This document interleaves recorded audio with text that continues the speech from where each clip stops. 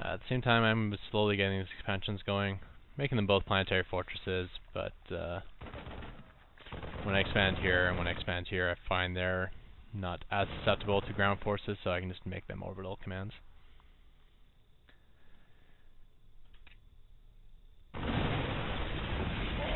So yeah, I guess I should comment a little bit on the Ultralisks now, which are heavily upgraded, as you see. He's actually gone 2-2 upgrades, and he went for the Ultralisk specific carapace upgrade. So it's not like that match I posted where I came back from the bailing bus where I had like completely unupgraded Ultralisks. These are real tough Ultralisks. And it's tough to say how to beat them, because honestly, if we take a look at an Ultralisk here, once he's 3-3, his armor will be 6, which means Marines will do very, very little damage to them. And also, as Marines clump up really tight, the splash damage of Ultralisks should smoke Marines badly as well. So I figure Marines are not the way to kill Ultralisks.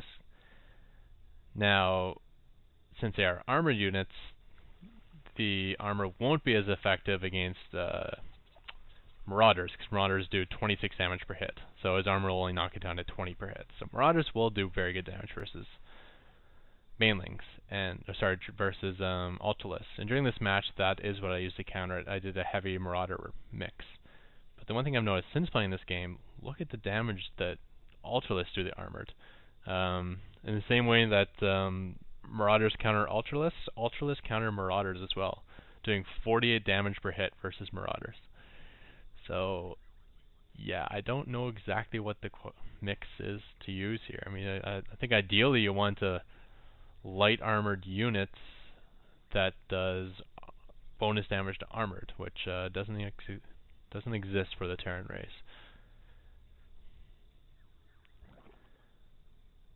So I'm going to win this match, but I'm not going to win it because Bio beats Ultras. I'm just probably going to win because I'm going to out-expand my opponent, who's only now getting his third expansion up, or his third base up, finally.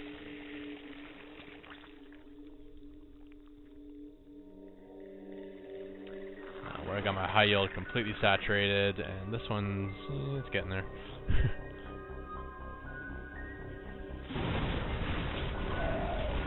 So you can see how fast they fall to the impacts of Marauders.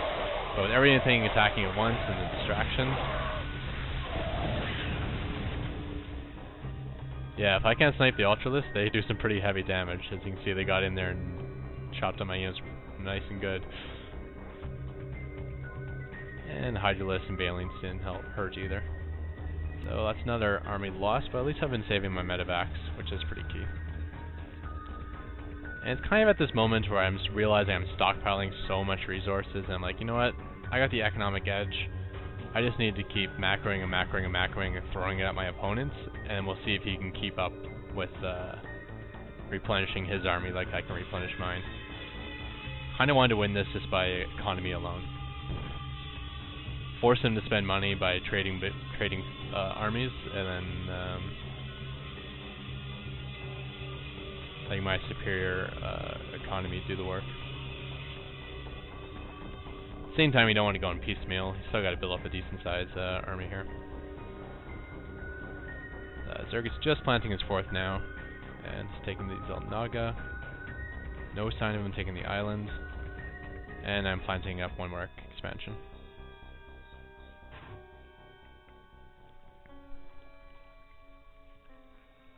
I'm kind of under the assumption he has a Zelnaga, so I don't want to tip my hand to that Zelnaga quite yet, so I'm kind of hanging outside of range.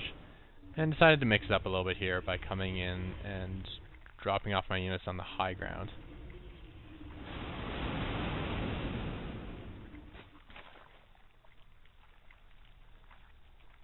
So again, I think this is a good attack in theory. Not going to execute it the best though. So I'm going to take a handful of units, keep them up front here, and then when he comes into the middle here, I'll have free pot shots from my high ground and have a bit of surround on him.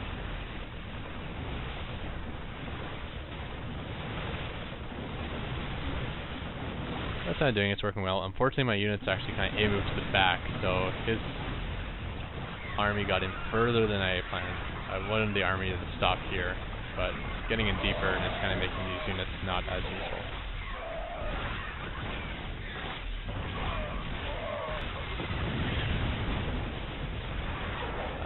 also had my medevacs way out of position. They just got sniped by the Hydralisks. So where I think that fight was probably a win for me. I did take out an expansion and a lot of drones, and did some damage to his army.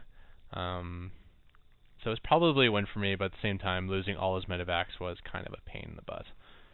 Now I'm stuck with this giant army and only having 2 medevacs.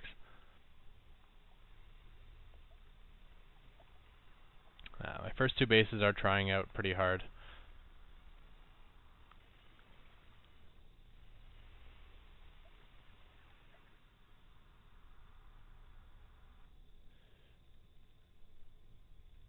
But again, I've denied Zerg his 3rd expansion, so he's just got the 2 expansions, and his main base and expansion are both dry, so he really only has the high yield. This is his entire intake. If we look at the income tab, yeah, I got a giant lead on him. Doesn't look as giant as it should, but, well, if you look at the gas, it's a much bigger lead, almost triple. Guess I'm not as saturated on my minerals as I should be. But even still, I still got about a 300 lead on him.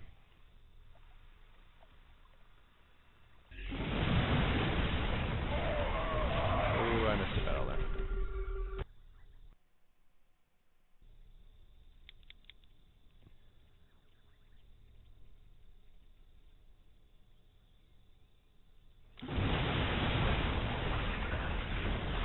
So he actually fought in the choke point this time, which wasn't so good for him, but I got a couple of fungal growths down. I tried to move back to these fungal growth units, but now I have to move forward to these ones. Yeah, another fungal growth. And this is where it sucks, only having lost all those medevacs. I could really be using the healing right now.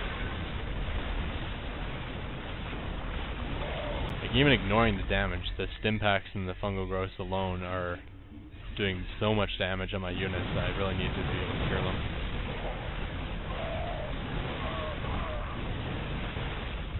Throw down a scan just so to take out these 3 creep tumors, because I don't like how he can actually connect his bases. Having Zerg fight off the creep is such a major advantage for me, especially when he's heavy in melee units like Banelings and Ultralisks. You definitely want them running slow.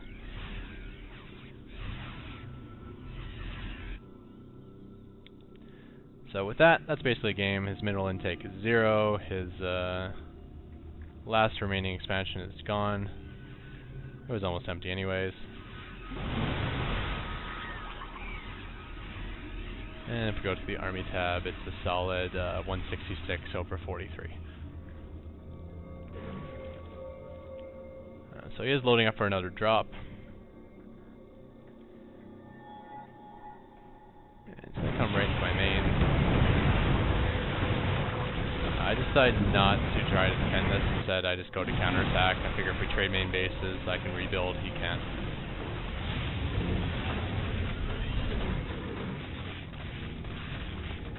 And he decides to pick up and come back and defend. So I do pick off a couple of these overlords before they drop anything. He was able to drop some Banelings on me, but now his Zerglings just coming up piecemeal, and that's the end of this game. More or less, that drop of his had to take out almost everything I had for getting back into it. Yeah, so Zerg economy, as you can see early game, even with me going immediate second command center, he was way ahead of me in harvester count, and he banked about 4,000 minerals. Had he kept up his spending and expanding, I think he could have seen how Zerg economy slaughters Terrans, and you can't really go that route. So long term, I think as Zerg players get better, I'm really going to have to switch more to an early harassment sort of strategy rather than trying to just sit back and get big economy and big macro, because you just can't win that battle against Zerg.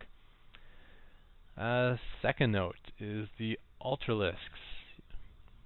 Kind of a new unit that people are starting to use. Haven't seen a lot of them, but now you are. They're very high armor with the upgrades. You can get up to 6 armor. Makes Marines very low in damage. As you can see, even a fully upgraded Marine only does 9 damage. So versus And Ultralisks, that's 3 damage per shot from each Marine.